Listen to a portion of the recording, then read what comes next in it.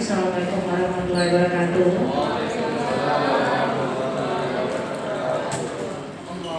Pertama-tama marilah kita panjatkan puji syukur kehadiran Allah Subhanahu wa Ta'ala. Karena limpahan rahmat dan hidayahnya, alhamdulillah pada hari ini kita dapat diberikan kesempatan untuk bermuwajahah di tempat yang penuh dengan berkah. Dan juga setelah hari Jumat kemarinnya, Jumat yang penuh berkah untuk teman-teman dengan ketegangan dan keseruannya. Nah, pada hari ini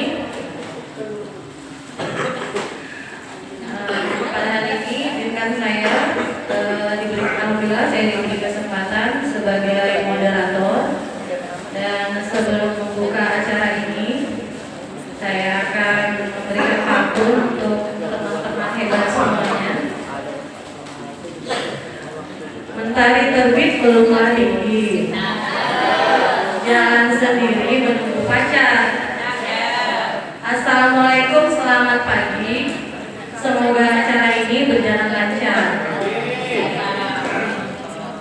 Nah, sebelum kita mendengarkan sharing dari rekan sejawat kita, pertama-tama kita akan mendengarkan pembukaan dari Ibu Kepala Sekolah, Ibu Hajah Yumi Marianti. Kepada Ibu Yumi, saya persilakan.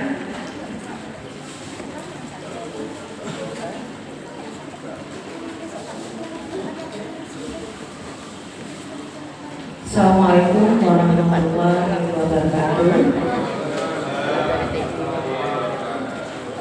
Alhamdulillahirabbil alamin.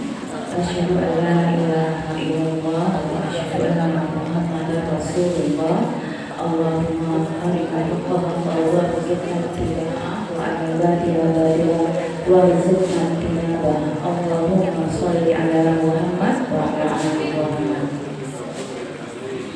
Yang kami hormati Bapak. Bismillahirrahmanirrahim. Assalamualaikum warahmatullahi wabarakatuh.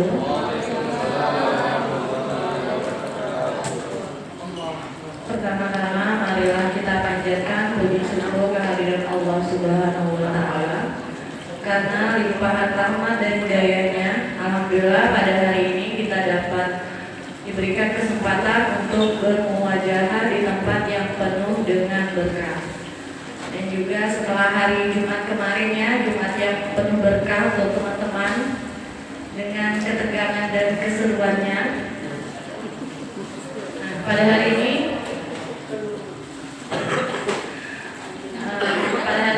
dengan saya alhamdulillah saya diberi kesempatan sebagai moderator.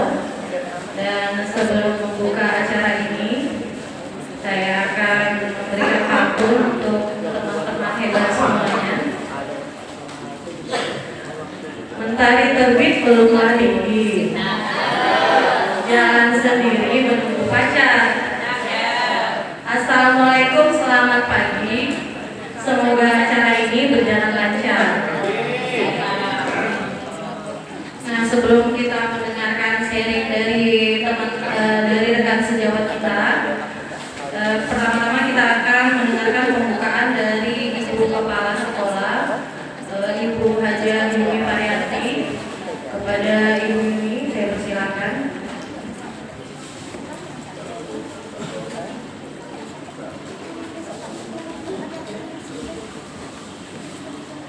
Assalamualaikum warahmatullahi wabarakatuh. Alhamdulillahirabbil alamin.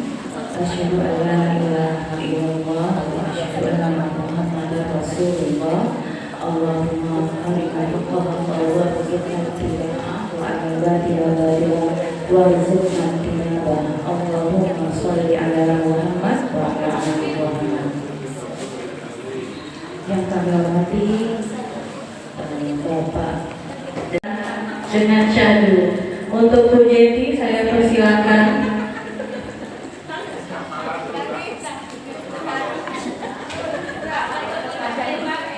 Terima kasih sebelumnya saya ucapkan kepada moderator Ibu Ita Indah Fahmi SPD. Bismillahirrahmanirrahim. Assalamualaikum warahmatullahi wabarakatuh.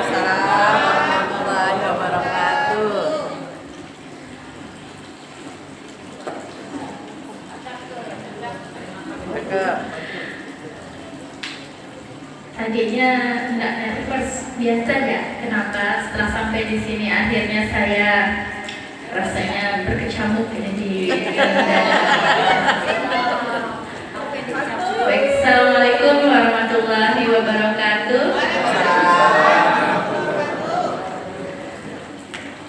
Asyhadu an la ilaha illallah wa asyhadu anna Muhammadan Rasulullah. Pertama-tama saya ucapkan terima kasih kepada rekan-rekan Diana, yang terhormat Ibu Kepala SD Muhammadiyah 2 Pontianak, yang terhormat Bapak Ibu Wakil Kepala Sekolah SD Muhammadiyah 2 Pontianak, yang terhormat rekan-rekan guru SD Muhammadiyah 2 Pontianak. Sebelum saya memulai mempresentasikan praktik berbagi baik dari GOK pada hari ini, sebelumnya saya mengucapkan terima kasih banyak kepada Ibu Kepala Sekolah yang telah memberikan kami kesempatan untuk mengembangkan diri, belajar dengan memberikan kami dukungan penuh untuk mengikuti program diseminasi PKG PJOK. Terima kasih banyak Bu, yang awalnya sebenarnya nur dari dalam diri itu rasanya berat sekali untuk mengikuti kegiatan ini. Dengan berbagai aktivitas, dengan padatnya aktivitas kita di sekolah, dengan padatnya mengajar ekskul juga, tapi alhamdulillah dapat kami laksanakan sampai menunggu beberapa waktu lagi, sebentar lagi akan lulus insya Allah di dalam program diseminasi PKG PJOK ini. Sedikit pengalaman saat mengikuti kegiatan PKG ini, banyak sekali tambahan ilmu yang kami dapat selama mengikuti kegiatan ini. Yang awalnya kita tidak terlalu menyadari apa yang sudah kita lakukan selama belajar mengajar,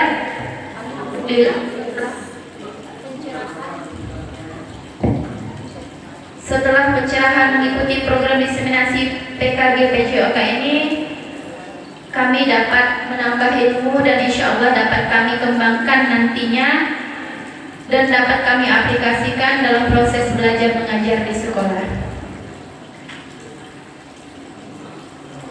Terima kasih saya ucapkan juga kepada rekan-rekan guru SD Muhammadiyah 2 yang sudah berkenan hadir pada kegiatan hari ini, di mana untuk pemateri yang pertama dari Kompol PJOK, saya sendiri akan mempresentasikan atau berbagi praktik baik mengenai strategi keterampilan mengajar PJOK yang efektif. Nah, sebelum lanjut, pantun sedikit.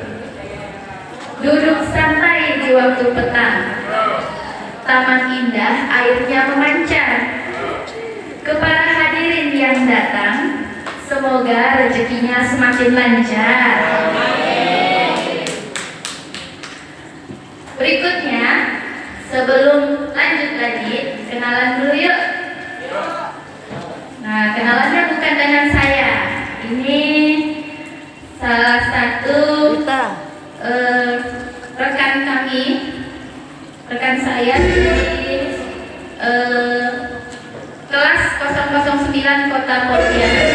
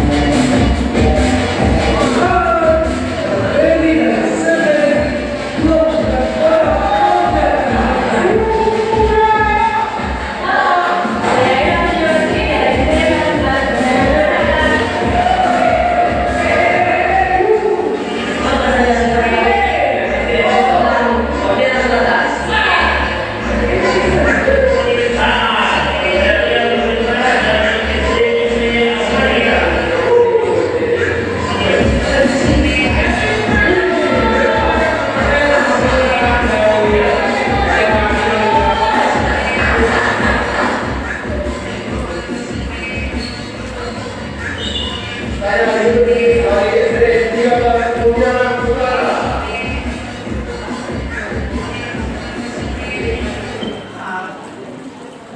Oke, demikian perkenalan saya dan rekan-rekan saya. Ini bukan rekan-rekan, tapi kalau kami di PKG PJOK itu istilahnya bukan bapak ibu, tapi kakak-kakak. Nah, jadi untuk sementara bapak ibu yang ada di ruangan ini boleh nanti memanggil kami dengan kakak. Ya. Nah, di dalam olahraga juga ya ada yang namanya salam olahraga. Apabila saya bilang salam olahraga, bapak ibu boleh menjawab jaya, jaya, jaya. Tes ya. Salam olahraga. Tapi kayaknya nggak semangat. Tepuk semangat dulu lah ya, sebentar ya.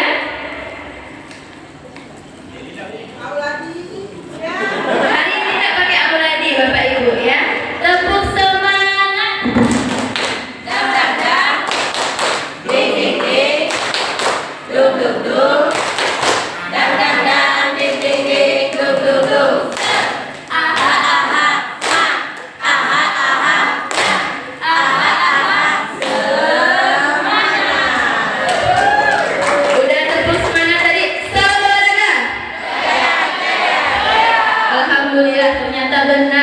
Tepuk semangat itu bisa memberikan energi positif ya. Ini selanjutnya sedikit presentasi ya pada saat kami melaksanakan program belajar diseminasi PKG PJOK. Saya rasa tidak perlu berpanjang lebar untuk melihat videonya, cukup sekilas. Nah, untuk bapak yang berbaju biru itu adalah kakak fasilitator kami dari kelas 009 Kota Pontianak. Nah, biar tambah semangat ice breaking sedikit. Bapak ibu silakan siapkan kertas atau buku untuk menutup wajahnya. Nah, setelah dapat kertas atau buku, ya apapun yang penting bisa menutupi wajah. Ya, ya, dan pakai jilbab ya. Wajahnya full ditutup, ya.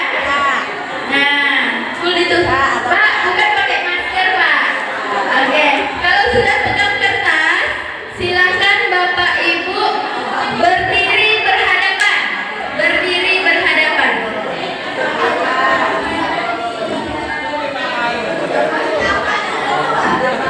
Oke, akan dipandu oleh Kakak Rajuni dan Kak Mardiansah ya. Oke, berdiri berhadapan, boleh di antara sela-sela.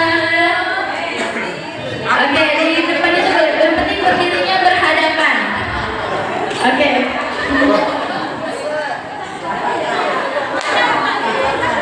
Oke. Sudah pegang kertasnya? Tutup wajahnya, ditutup wajahnya pakai kertas, ya. Apabila musik mulai saya nyalakan, bapak ibu boleh berekspresi dengan muka terjeleknya, ya. Muka terjeleknya, ya. Bebas mau bergerak seperti apa, muka terjelek. Sudah siap? Muka terjelek ya. Kali ini kita tidak pakai muka tercantik, tapi muka terjelek. Oke, musik mulai. Silahkan bergerak dengan memberikan ekspresi terjeleknya.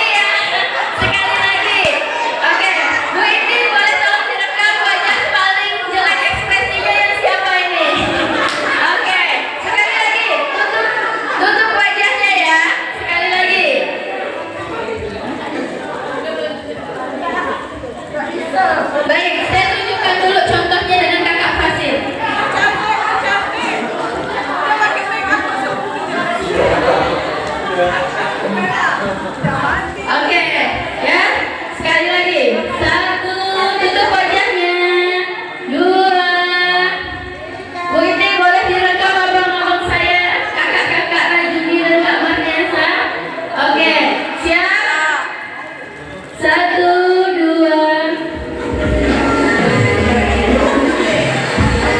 Ayo olahraga.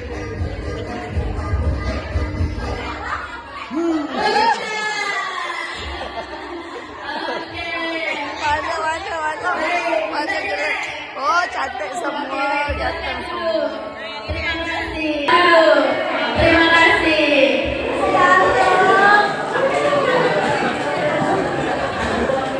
Nah, ini kenapa saya memberikan ekspresi terjelek bukan tercantik ya? Karena dalam kita menjalani kehidupan ini tidak semuanya hal baik yang kita tunjukkan, tapi akhir dari apa yang akan kita tunjukkan itu. Nah, akhirnya pada saat Bapak Ibu melihat wajah atau ekspresi wajah teman yang jelek tadi tunjukkan pasti tertawa, ya kan? Nah, itulah kita tidak perlu melihat wajah cantiknya dulu, yang penting kita lihat akhirnya yang bahagia. Baik, itu terima kasih sedikit dari saya, semoga terhibur.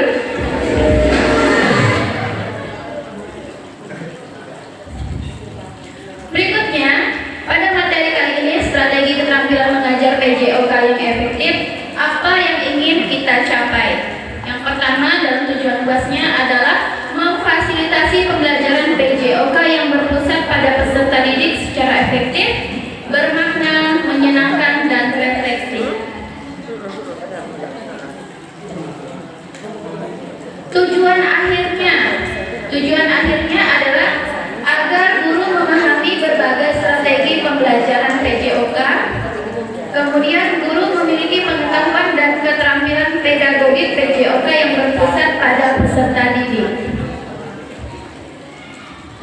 Nah, capaian khusus dari pendidikan pembelajaran ini adalah memahami strategi pembelajaran secara umum, memahami strategi mengajar non-instruksional dan instruksional, memahami, mendemonstrasikan, dan merefleksikan gaya mengajar. Tujuan khususnya adalah guru memahami berbagai strategi pembelajaran PJOK, serta guru dapat memiliki pengetahuan dan keterampilan pedagogik PJOK yang berpusat pada peserta didik. Mengapa strategi pembelajaran itu penting di dalam pembelajaran PJOK? Yang pertama, untuk meningkatkan efektivitas pembelajaran, mengatasi perbedaan individual, meningkatkan motivasi peserta didik, meningkatkan keterampilan pembelajaran, serta menciptakan lingkungan belajar yang positif. Nah, untuk mind map-nya sendiri, Bapak Ibu bisa lihat di mana dalam strategi mengajar itu banyak sekali yang kita perlu pelajari, yaitu dari strateginya, kemudian metode pembelajaran, pendekatan, model pembelajaran, serta gaya mengajar.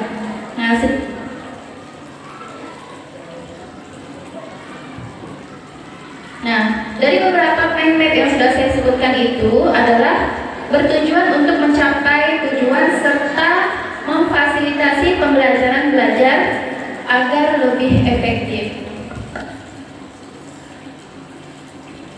Metode mengajar, gaya mengajar, kemudian strategi, model. Saya rasa Bapak Ibu ini semuanya sudah sangat-sangat memahami, karena bagaimanapun kita sebagai seorang guru tentunya walaupun tidak sepenuhnya kita memahami, tapi sedikit sebanyak itu pasti bisa kita pahami.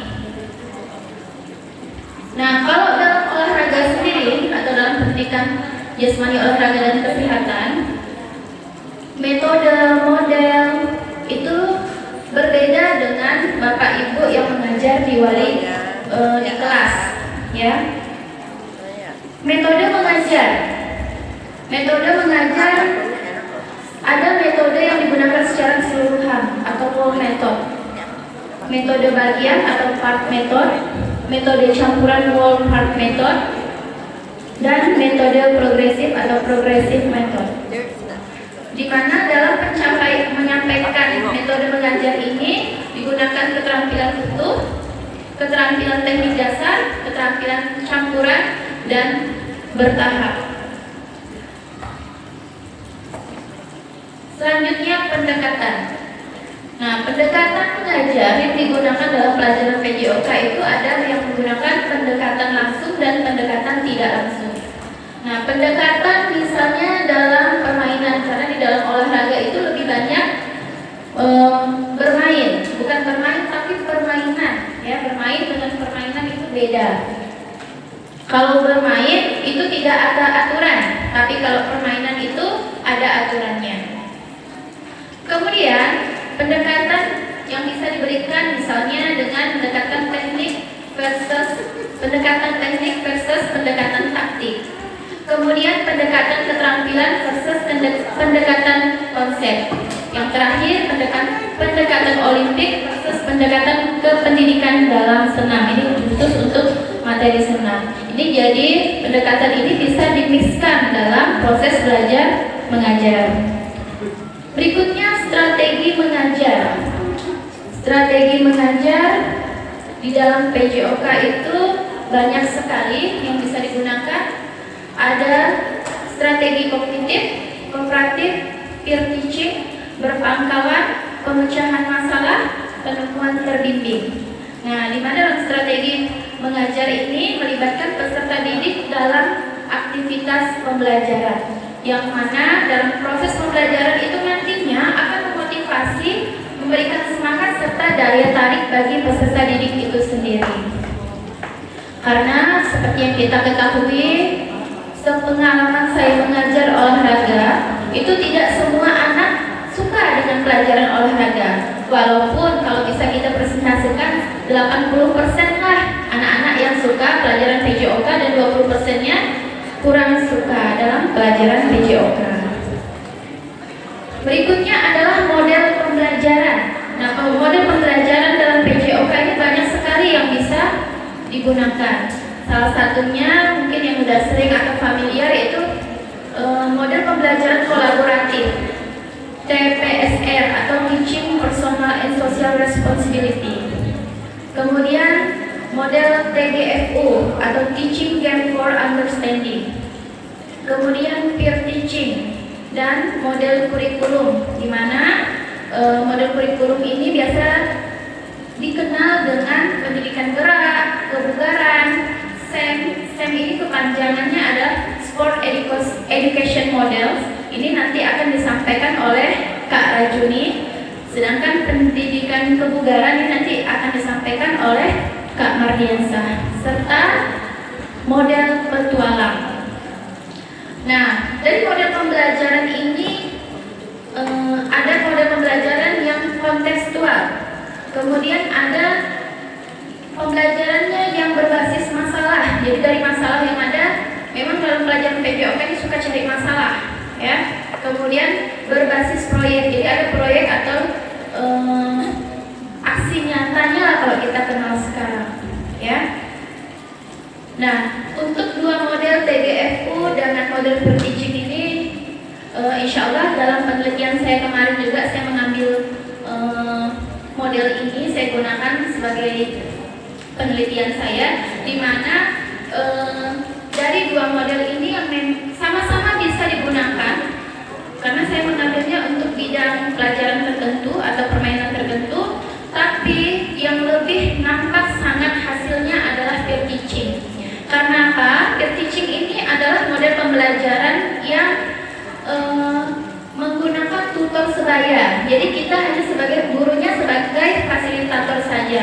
Dan saya juga dalam proses belajar mengajar sehari-hari juga sudah sering menerapkan model peer teaching ini. Karena kelebihan dari model proses belajar mengajar sehari-hari juga sudah sering menerapkan model peer teaching ini. Karena kelebihan dari model peer teaching ini sangat-sangat membantu guru, terutama seperti di sekolah kita ini dengan peserta didik dengan jumlah yang banyak. Jadi sangat efektif. Walaupun efektivitasnya itu tidak 100%. Berikutnya gaya mengajar. Nah, gaya mengajar ini merupakan ciri khas dari guru-guru olahraga. Ya, karena di dalam olahraga itu kami mempunyai tokoh pendidikan jasmani yaitu Muska Moston. Nah, beliau ini adalah yang mencetuskan gaya mengajar. Banyak sekali gaya mengajar yang bisa digunakan di dalam pembelajaran PJOK. Nah, mungkin di dalam pembelajaran yang lain juga sama, ya. Beberapa gaya yang Bapak Ibu bisa lihat di layar, itu mungkin Bapak Ibu juga sering menggunakan.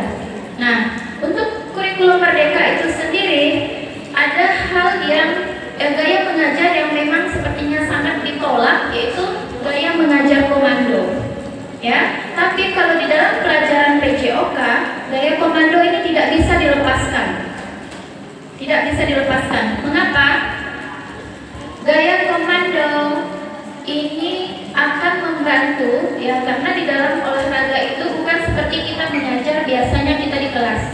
Tapi kami guru olahraga ini harus memikirkan keselamatan. Jadi kalau misalnya tidak dikomandoi oleh gurunya, bisa terjadi hal-hal yang tidak diinginkan, misalnya cedera di dalam olahraga.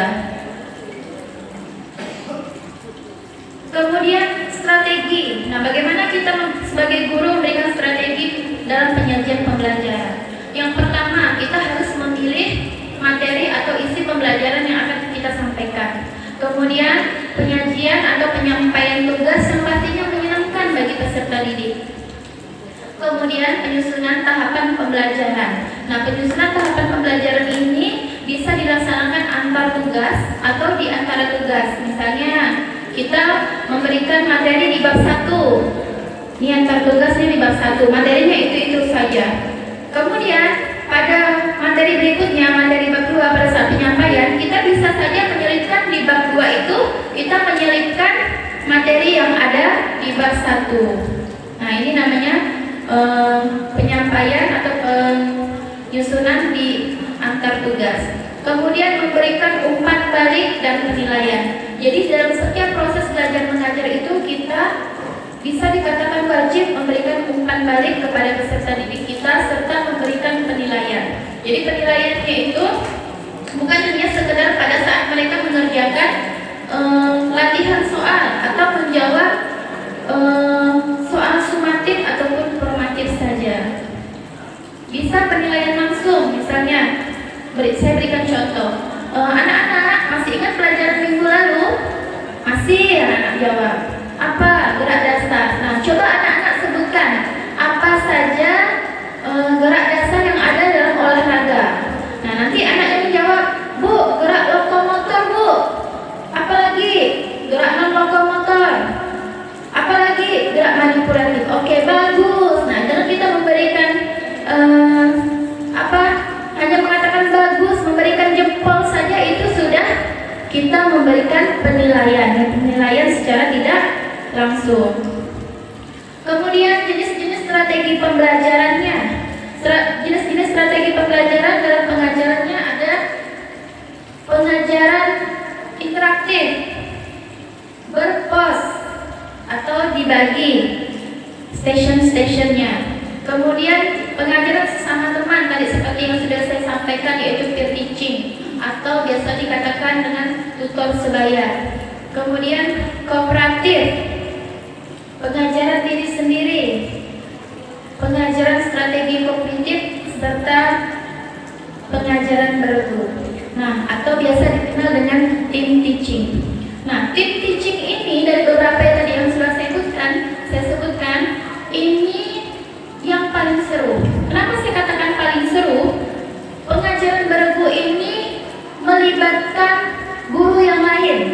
Jadi kami guru olahraga ini tidak hanya kami yang menilai, tapi bisa berkolaborasi dengan rekan-rekan guru yang lainnya dalam proses penilaian. Misalnya, saya akan mengambil nilai keterampilan gerak non-lokomotor misalnya. Dalam gerak non-lokomotor itu ada gerak menekuk, meliuk, mengayun, memutar. Nah, pada saat saya penilaian, saya bisa mengajak rekan atau wali kelas yang membantu saya dalam menilai. Bu, si A ini bagaimana? Si B ini bagaimana? Nah, ini namanya pengajaran bergu. Jadi bukan hanya guru olahraga saja yang bisa menilai, tapi boleh dibantu dengan rekan guru yang lainnya. Berikutnya, fungsi guru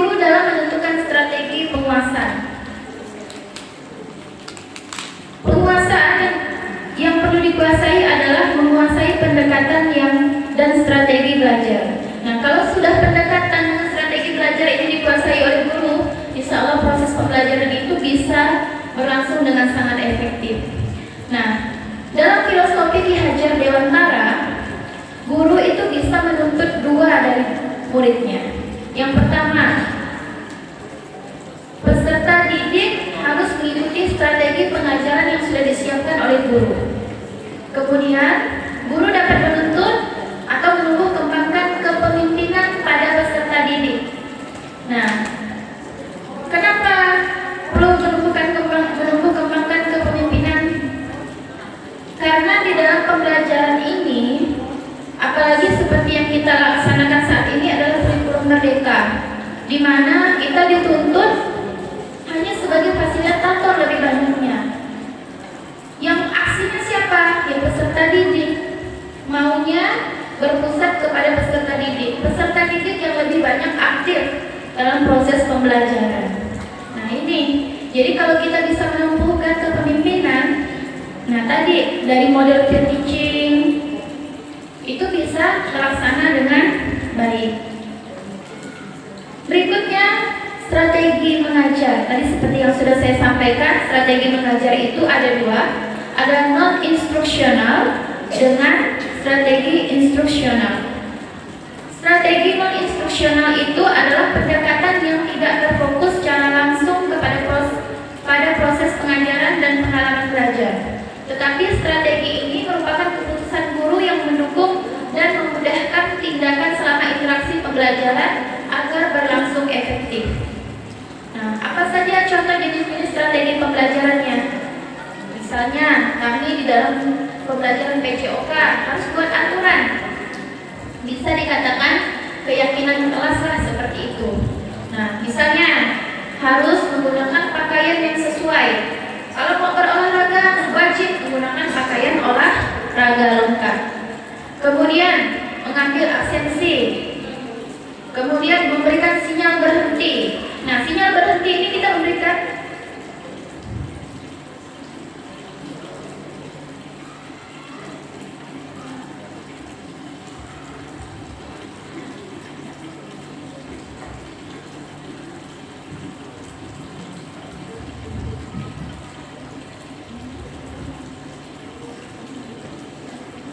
sinyal berhenti ini misalnya gini, kita buat kesepakatan. Nah, bila ibu meniupkan peluit,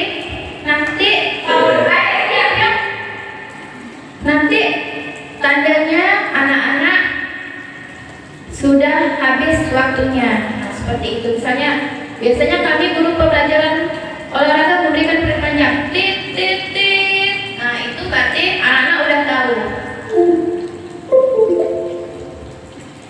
Berikutnya, posisi guru dan formasi barisan atau tempat duduk. Ini bisa kalau di kelas. Nah, formasi barisan itu misalnya kita di lapangan. Bagaimana guru ini memposisikan dirinya agar bisa terlihat oleh semua peserta didiknya, agar semua peserta didiknya bisa diawasi oleh guru. Berikutnya, pengelompokan peserta didik. Nah, pengelompokan ini bisa dengan berbagai cara, itu tergantung strategi dari gurunya sendiri, maunya seperti apa pengelompokannya. Misalnya, saya kasih contoh, ini ada anak-anak yang aktif nih, berarti misalnya ada 5 orang saja anak yang aktif di kelas. Ini tidak bisa dijadikan satu kelompok, kita pisahkan. Nah, strategi pengelompokan peserta didik ini bebas, tidak ada aturan yang baku.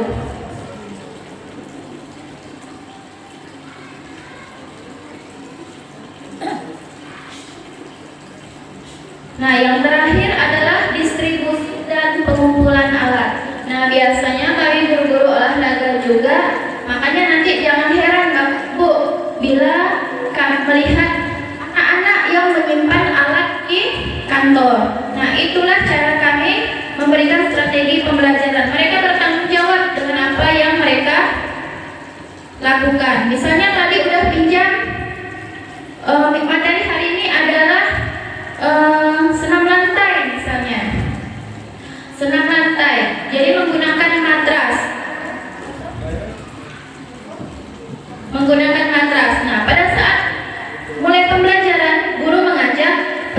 didiknya untuk mengambil alat bersama, dan bila sudah selesai juga akan dikemas bersama-sama.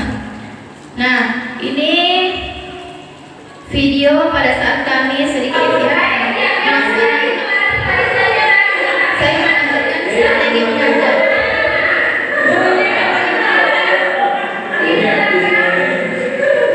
Jadi pada saat program diseminasi video PKG PJOK ini, kami tidak hanya belajar terus, tapi diiringi oleh praktek. Ini selama 1 pekan kami meninggalkan sekolah kemarin.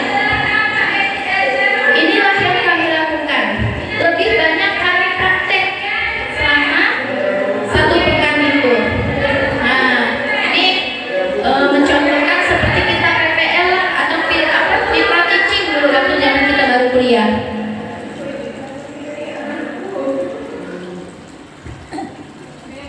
Berikutnya adalah strategi mengajar instruksional. Nah, strategi mengajar instruksional ini merupakan pendekatan yang berfokus pada penyampaian materi pembelajaran, pengajaran keterampilan, dan memfasilitasi pemahaman peserta didik, di mana guru secara aktif terlibat memberikan instruksi dan bimbingan selama proses belajar mengajar. Nah, contoh instruksi jenis-jenis strategi pembelajaran instruksional ini: demonstrasi dan penjelasan. Jadi pada saat guru memberikan penjelasan sekaligus didemonstrasikan atau dicontohkan. Nah, untuk hal ini bebas, tidak harus gurunya yang mencontohkan, tapi bisa misalnya salah satu anak yang bisa panggil Andi misalnya, maju ke depan, Kak, tolong kamu contohkan gerakan ini. Nah, itu juga sudah termasuk demonstrasi dan penjelasan. Progresi konten ini lebih ke tujuan pembelajaran yang akan atau ingin dicapai. Kemudian pengembangan konten, bagaimana tindak lanjut dari proses belajar mengajar dari capaian yang ingin dicapai tadi. Kemudian memberikan umpan balik serta berkontribusi pada pembelajaran untuk peserta didik. Nah, ini ada konsep. Bapak Ibu boleh tolong berdiri, kita sama-sama ikuti gerakan yang ada pada video.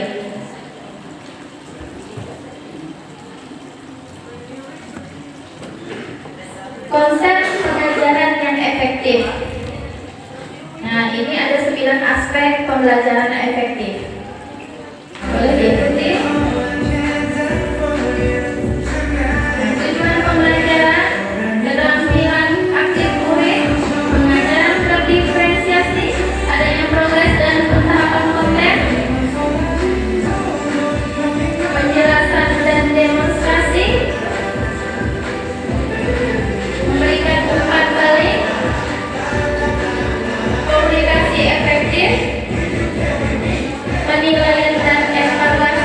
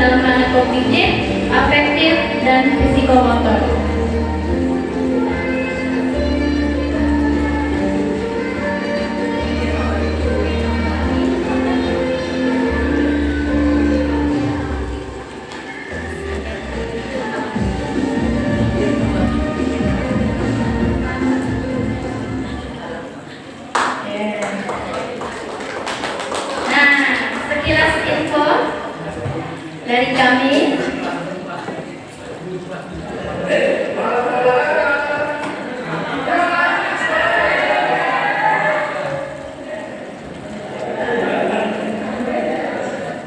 Nah, inilah kerenjuman kelas kami ya, seru. Guru olahraga tuh banyak sekali halnya, walaupun banyak terkenalnya. Nah, terakhir, badan gemuk, banyak lemak. Kalau lebaran, buat ketupat. Terima kasih banyak sudah menyimak. Semoga presentasi kali ini membawa manfaat. Terima kasih. Salam olahraga. Assalamualaikum warahmatullahi wabarakatuh. Baik, berikutnya saya kembalikan ke moderator. Oke Bapak Ibu, sekianlah praktek baik diseminasi dari Ibu Yeti.